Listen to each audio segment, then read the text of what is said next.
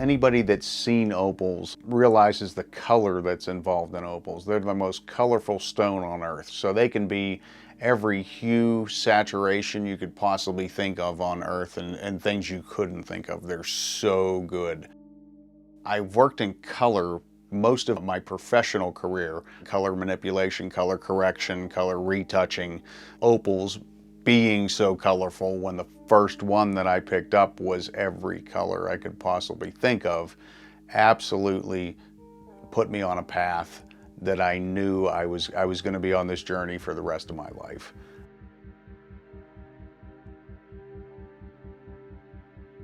My name is Jim Donovan. I've been cutting and mining Spencer opals for approximately 20 years. I started opal mining just as a whim. I had driven past Spencer many times and saw the sign, America's Opal, America's only opal mine, and I figured on a whim I would just give it a shot. So I went and I paid the fee, went up to the mine, when you can go up to the original mine at Spencer, and the first opal I picked up, I was hooked. I went every holiday weekend when they were open, and I mined and I mined and I mined. And I talked to people on how to cut it, what to do with it. Eventually I got my own equipment. I bought my own equipment, paid cash for it, just spent the money, bought the best equipment you can buy, and just started cutting my own stones. It's very unique, the way the opal formed. It's a volcanic formation, and it's the only place on earth they know that it formed like this. So it forms in very, very thin bands. Most of it has to be cut into what's called a triplet. It's not a traditional way to cut stones.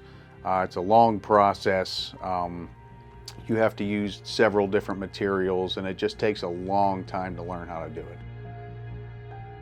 So the first thing I do when I bring that opal home, I get it down to a manageable size, and then I have several different saws that I use. I have a large saw that takes a long time, and it's for cutting out big pieces, and then I have smaller trim saws down to a little saw this big that I can cut little pieces, that I need to.